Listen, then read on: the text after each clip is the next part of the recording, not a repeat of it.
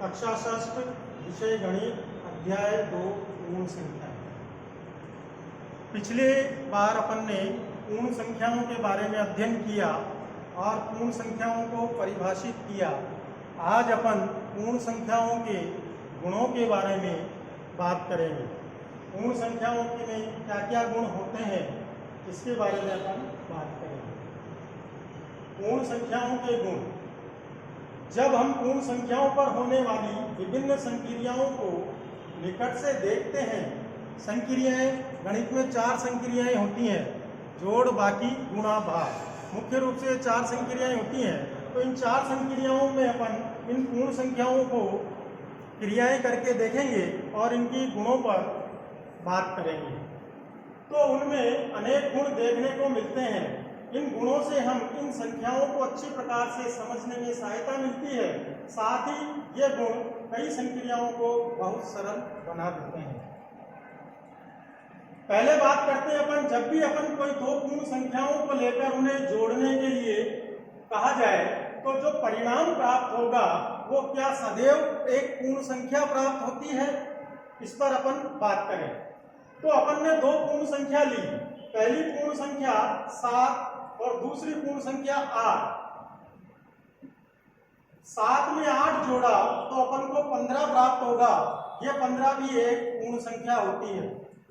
दूसरी अगली पूर्ण संख्या ली 5 और इसमें पूर्ण संख्या 5 जोड़ी तो अपन को 10 प्राप्त हुआ, जो कि एक पूर्ण संख्या होगी। 0 और 15 को जोड़ा तो अपन को 15 ही एक पूर्ण संख्या प्राप्त होती है। इस प्रकार अपन किन्हीं भी दो पूर्ण संख्याओं को लेकर जोड़ की क्रिया करें तो अपन को सदैव एक पूर्ण संख्या ही प्राप्त होगी। पूर्ण संख्याओं के ऐसे ही 5 और युग्म लेकर अपन 5 या कितने भी युग्म ले लें, किन्हीं भी दो पूर्ण संख्याओं को जोड़ें और अपन उनको देखेंगे तो अपन को यह प्राप्त होगा कि किन्हीं भी दो पूर्ण संख्याओं को जोड़ने पर जो परिणाम प्राप्त होता है वो सदैव एक पूर्ण संख्या होता है। इससे अपन ने एक निष्कर्ष निकाला, जो निष्कर्ष इस प्रकार है।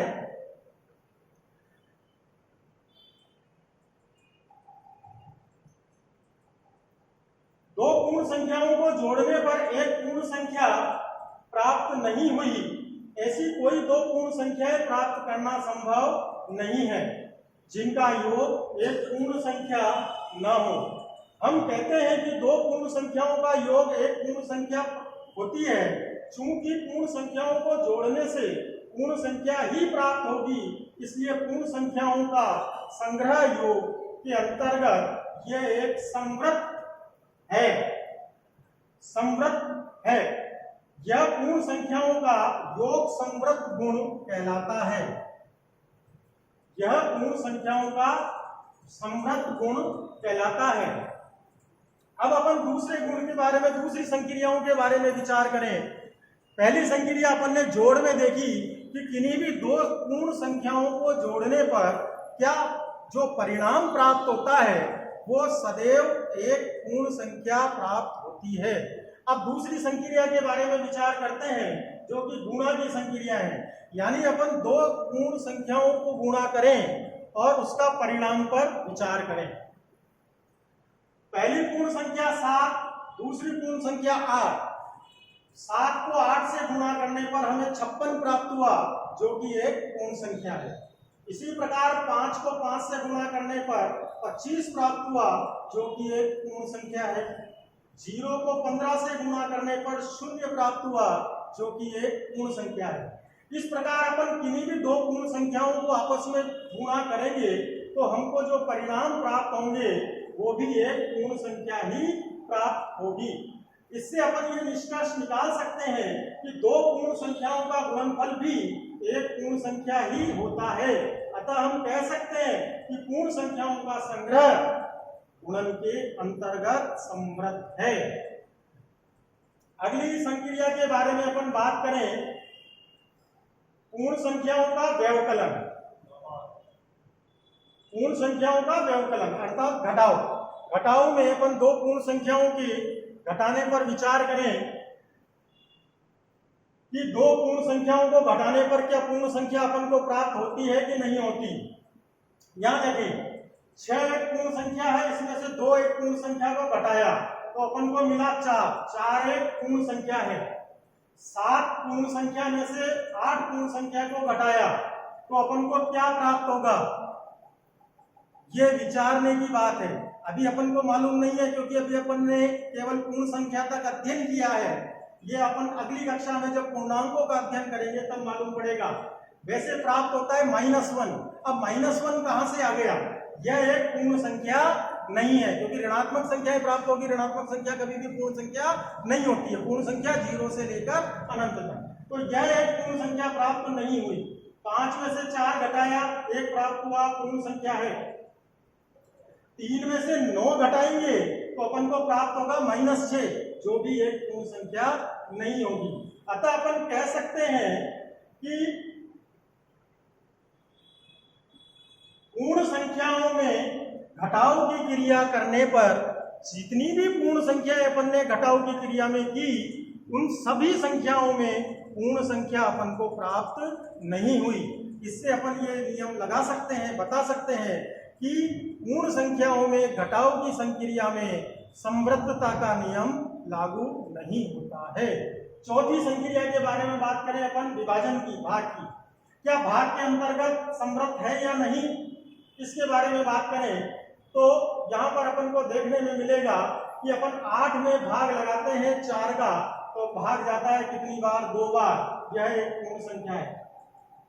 7 में अपन ने भाग लगाया, 5 में भाग लगाया किसका, 7 का, तो अपन को भाग पूरी बार नहीं जाएगा क्योंकि 7 के पहाड़े में 5 नहीं आता है।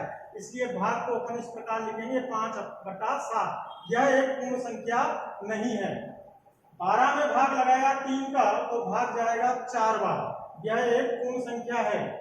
6 में भाग लगाया 5 का तो भाग पूरी बार नहीं जाएगा और अपन को 6/5 प्राप्त होगा।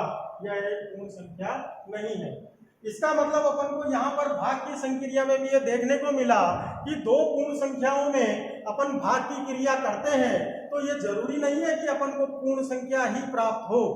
अतः इस निष्कर्ष के आधार पर अपन ये कह सकते हैं कि भाग की क्रिया में समवृद्धता का नियम लागू नहीं होता है। आगे अपन बात करें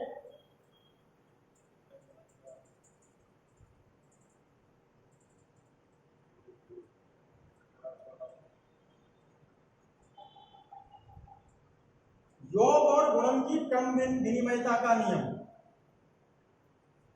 योग और गुणन की क्रम विनिमयता यानी कि क्रम विनिमयता का अर्थ जिनका क्रम बदलकर अपन कोई भी संक्रिया का उपयोग करें और यदि वो परिणाम समान दे तो वह योग और क्रम विनिमयता का नियम कहलाता है। बात करते हैं योग और गुणन की क्रम विनिमयता के नियम की।